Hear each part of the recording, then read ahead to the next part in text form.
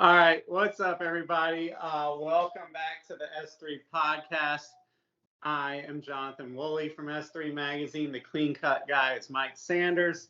Um, Today we're going to be talking about Buick, right? Kind of trying to pull a little evasive maneuver or whatever to start killing off some dealerships, maybe under the guise of buying them out. I'll be honest, all right, so the way this works, guys, is a lot of times me and Mike are kind of sharing stories back and forth, kind of as like placeholders, like we're sending them to each other's phones. So I saw this story before Labor Day weekend. I sent it to Mike just to kind of mark it so it didn't get lost anywhere. And then I never really read it besides the initial skimming through going, this is interesting. But Mike, however, did kind of go a little bit more into it and brought it up earlier today. And so we were like, yeah, that might actually be a good podcast because it kind of sounds dumb. Like, who cares about Buick anyway, honestly?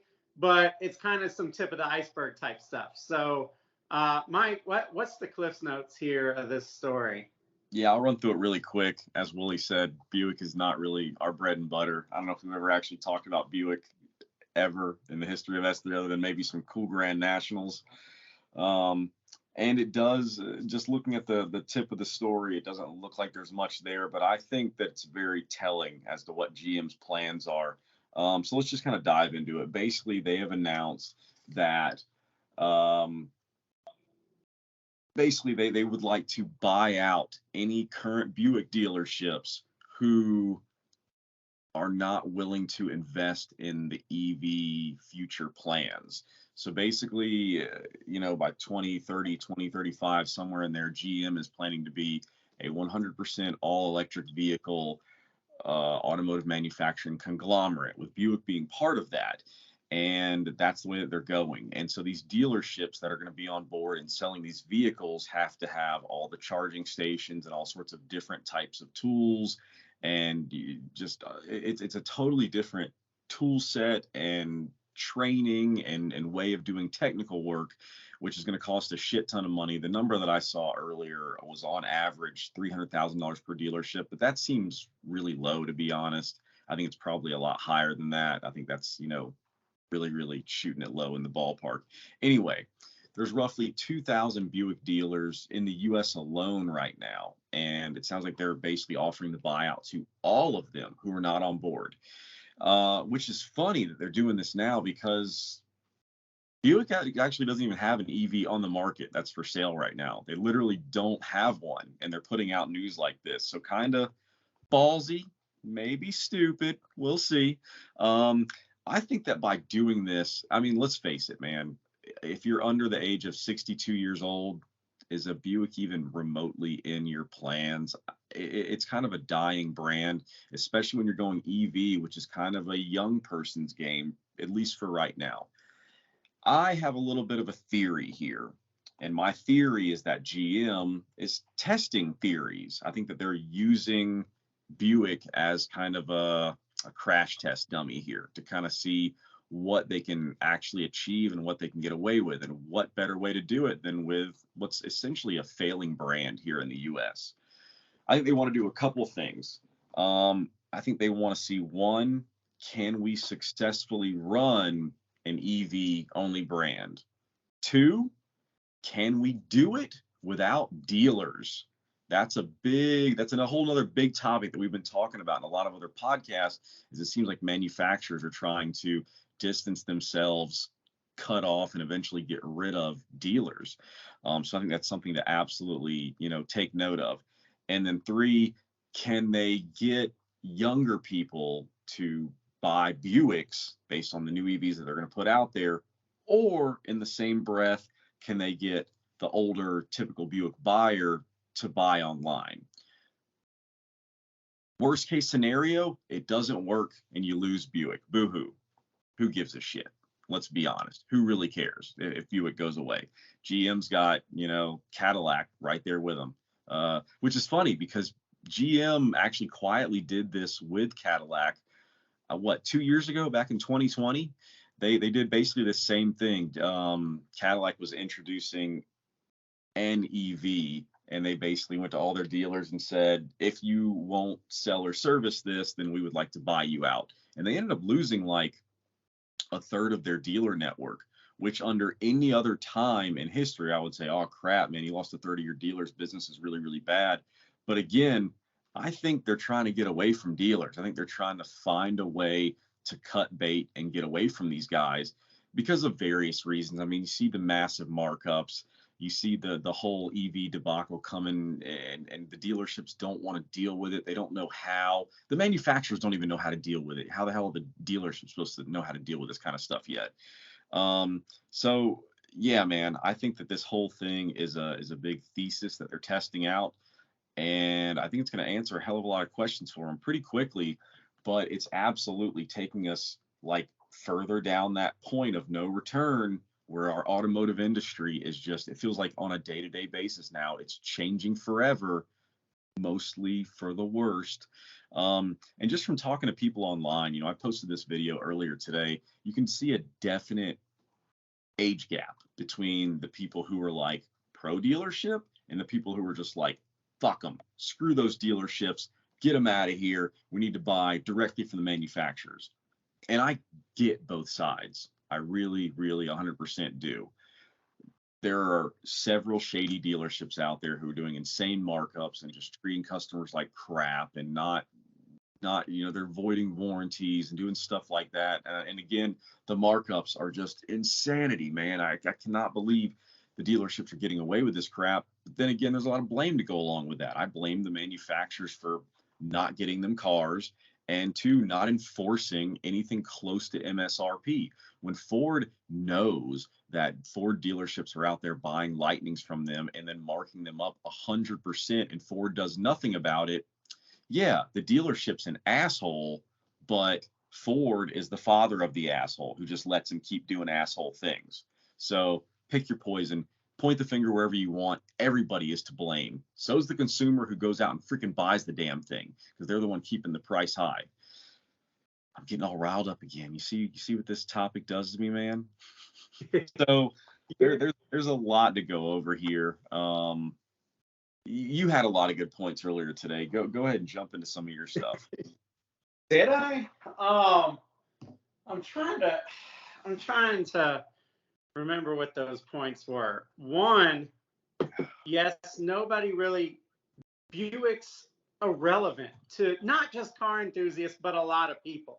And if you look at Buick's marketing attempts for the last 15 years or more, it seems like they're just trying to say, we're hip. Oh, can you believe this is a Buick, you guys? This one's not like your grandfather's. But see, I think on one hand, Buick can play the scapegoat here, because if it fails, and like you said, worst case scenario, it takes out Buick, like it could be that they got one foot in the grave already. Yeah. The other side of the coin, and I feel like I'm pretty good at putting myself into GM shoes, because I don't think there's a lot of depth to their shoes, honestly. And I think that they probably think that these young hipsters, like, I'm serious, I bet you their train of thought is like, I mean, look at these young hipsters. They like everything that's vintage. Like, they're doing their grandfather's little mustache and beard, and they're buying razors now that look like they're old, and everything that they like. So, like, why would they like a Buick? Like, they probably are going to think it's really hip to drive what their grandpa used to drive back in the 40s or whatever. So I think maybe there is an actual, whatever, little strategic path there to try and make Buick hip again to the younger end of the spectrum of millennials. The problem is, and GM has been ridiculed for this by a lot of automotive media, like, they just keep talking about EV without actually making EVs. They said that they were going to catch Tesla by 2024. Like, I think it was sometimes they set out this goal, like, in 2 years we're going to outsell Tesla. Okay, how many EVs do you make? Well, we're going to be making the Hummer soon, and that's a 9,000 pound, $120,000 vehicle. It's like, okay, but what are you actually going to sell? And like, everything that they're coming out with thus far is a high-end pipe dream.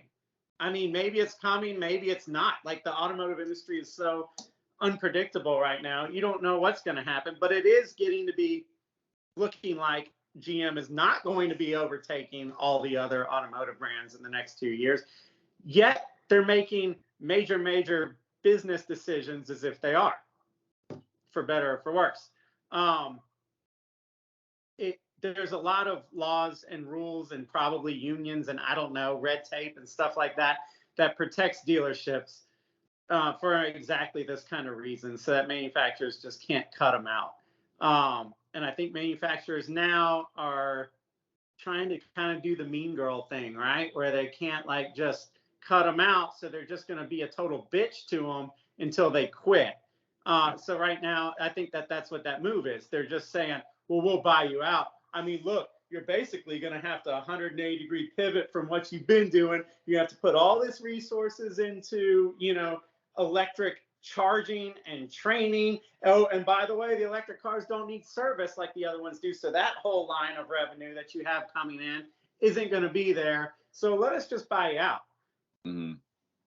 I think what they're missing is, there are going to have to be things to service these cars, whether it's a factory-owned dealership or whatnot. I don't know, man. I'm trying to see what other little notes that I have in here. So Yeah, that's pretty much it, man. That was it for your first segment. That's just kind of what I think about it, is that they're using Buick as a test bed for something that could go a lot bigger than just Buick. And that's why we're talking about tip of the iceberg stuff. We're seeing car manufacturers start to take shots and see what's going to work.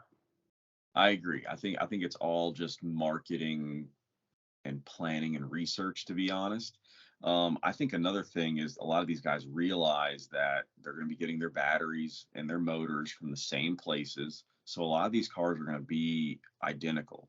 And a lot of them are even going to look the freaking same. That's kind of how the world is now. Like everything's a goddamn crossover for some terrible reason. No one likes crossovers. Stop it.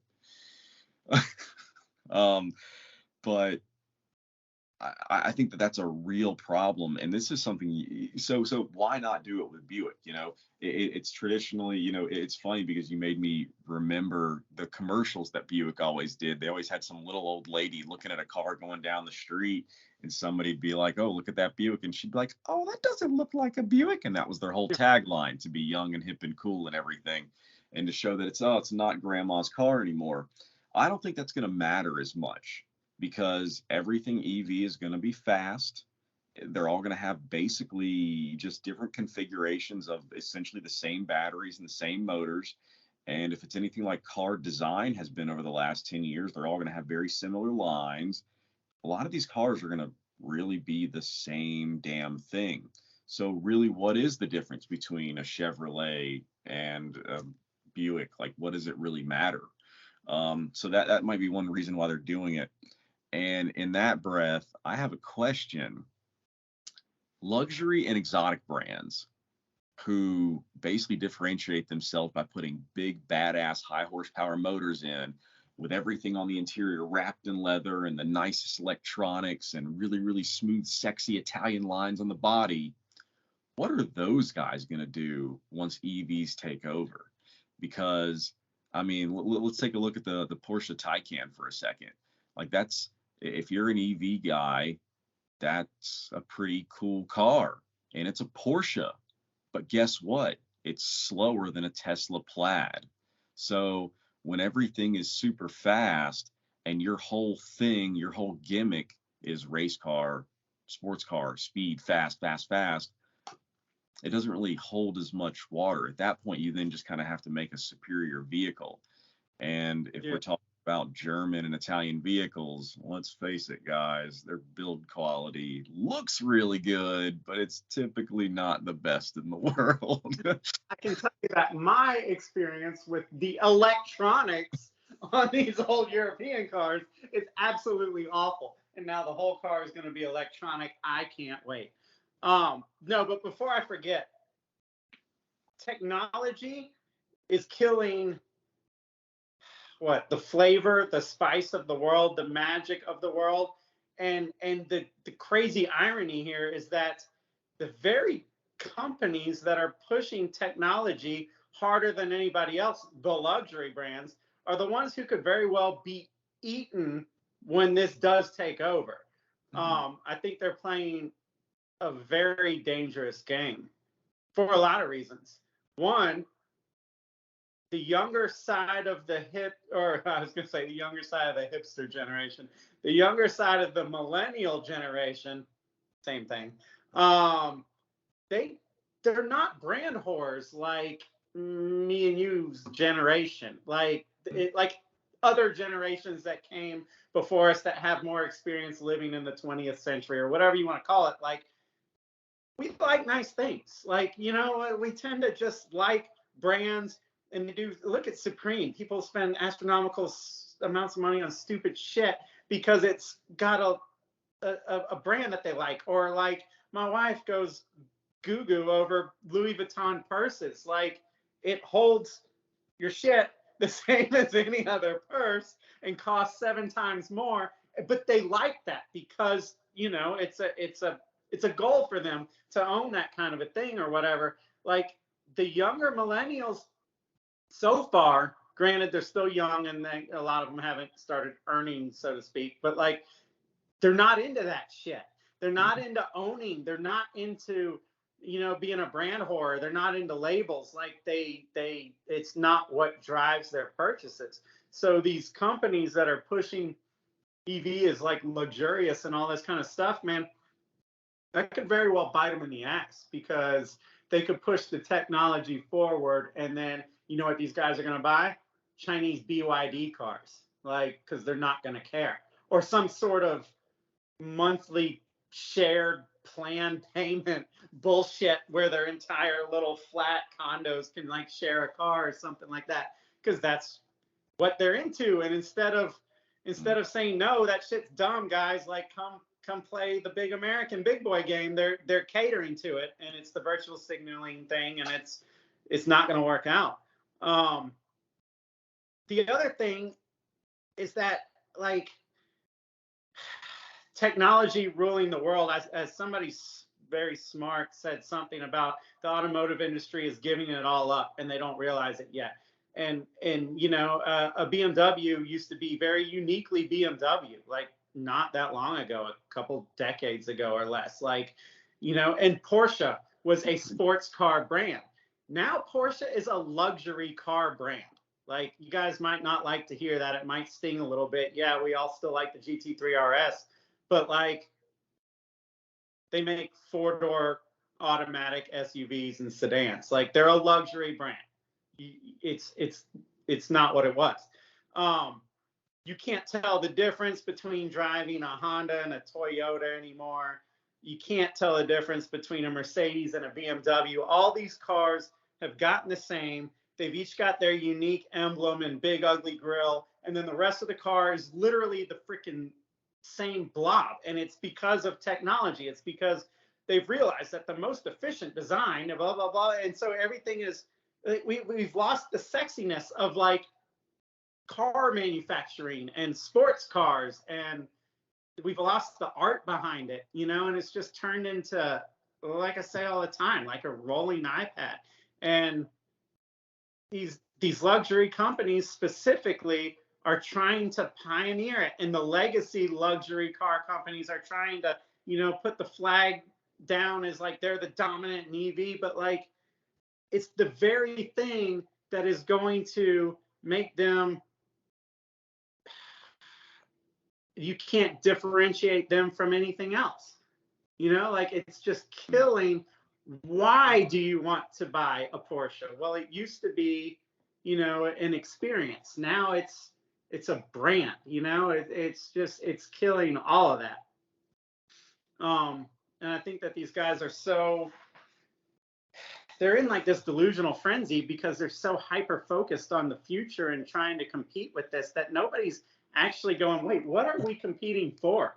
Like, the doom of all of us? Like, where does it end? Like, why do we even, we're losing our options. Like, car manufacturers used to make cars for the minorities. And when I say minorities, I mean like oh man, there's a few group of people out here that really like to go off road and that like this road. So we're gonna make a car for them. Oh, there's some people over here that really like roadsters. Like, so we're gonna make a car from them. Oh, and here's the family man that wants the big sedan, and here's, like, and so a car company made 15 different cars or whatever for these different people. Like, think about what Toyota made in the 90s, in the mid 90s or whatever. Like, they had all sorts of, it wasn't just one performance car. It was like a bunch of like sporty performance cars or whatever. And we're seeing that disappear. So like, circling back to Buick, like, who cares if Buick is gone, because everything that Buick makes is like a shared chassis from some Chevy. So if they're gone, it really doesn't matter. We're seeing Ford say that they're going to extend even further out the lifespan of their cars. So it used to be, keep in mind, back in like the 50s and 60s, there was like a 1 or 2 year cycle, and then they were redesigning these cars. So it hadn't been like that in decades, but at least it's been every like 5 or 6 years or whatever. Now Ford's saying, shit, we can extend that out to 8 to 10 years because people don't even care what they're driving anymore, so long as the tech inside of it is up to date. So they can just, maybe, I don't know, we can send an over-the-air update to their car, charge them, they'll be happy, to drive the same old bullshit. Like, people don't care anymore. Why do we even make them in different colors? I mean, shit. Like, like, why don't they just all be white? Why are we spending the time to put different paint on these things? Like, people, I don't know, man. The whole expression behind automobiles is vanishing, and the car manufacturers of all freaking people should be the ones to not let that happen. To say, man, it's important that your car is kind of an avatar of your inner little identity, because it's what represents you to everybody around you when you're driving. But we're losing that, and they're going to offer less options. Like, okay, so let's offer a small SUV, a bigger SUV, a truck, maybe something pseudo sporty, and that's your lineup. And let's just redesign them every 8 to 10 plus years. Sorry, I mean, look at cars like the Challenger, the Charger, the Forerunner. All these cars, the Tundra up until this past year, these are decade plus long cars. Mm. So that's the way it seems to be going, is that we're so deep into this mess now that people have already lost their love affair with the cars. I think you have a high school generation now that doesn't even understand what the attraction is. And how would they? Because they've grown up in mom's minivan or Tahoe and dad's truck. Like, they have no experience with any sort of, I don't know, visceral car experience. So I don't know, man. I think, we keep, car enthusiasts tend to say, oh man, it's gonna die, this is gonna happen. It's done happen, and we're feeling the fallout of that now. Yeah. I mean, what? As of like next year, the Mustang is the only freaking pony car that America makes. Yeah, and just a couple of years ago, we were talking about, just last year, we were talking about how the horsepower wars are back and muscle cars are back. Now, like you said, I mean, cars have gone from being a truly inspiring, amazing piece of art in terms of people like me and you who modify them, and enthusiasts, down to just a tool to do a job, and not even allow you to be part of the process. They want the cars to freaking drive you. Like, you're literally just going to buy your own personal Uber now, is basically what it is. Well, and that's exactly what the younger generation of America, stereotyping, but overall, is taking the art out of everything. Mm-hmm. They're just not an artistic type, at least not in their purchases. Mm-hmm. They may think that they're artistic, but like, they're not supporting an artistic world. Everything that they do is like the easiest, simplest way. They're ordering from Amazon. They're buying furniture out of compressed wood from IKEA.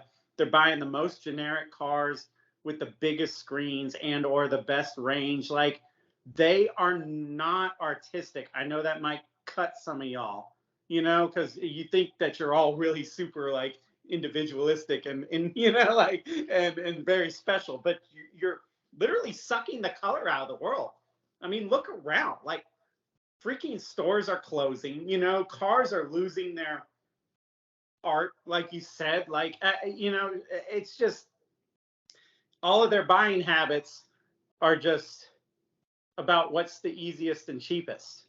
And the generations before them were not about that. They were like, what's the craft, you know, like, and that's just an example of America's spirit honestly just dying. That's like the weight of all of this shit that's going on is just slowly kind of killing that vibrance. And that's what freaking sucks. It's bigger than cars. And guys like me and you, I mean, how many times have I got called a boomer this week? Like, look at me. I'm like the most polar opposite of a boomer. But just because I'm saying shit that people don't like does not make me a boomer. It's just that at 40 years old, I'm old enough to have seen the change. And if you're old enough to have seen it, it gets really freaking frustrating to watch it happen.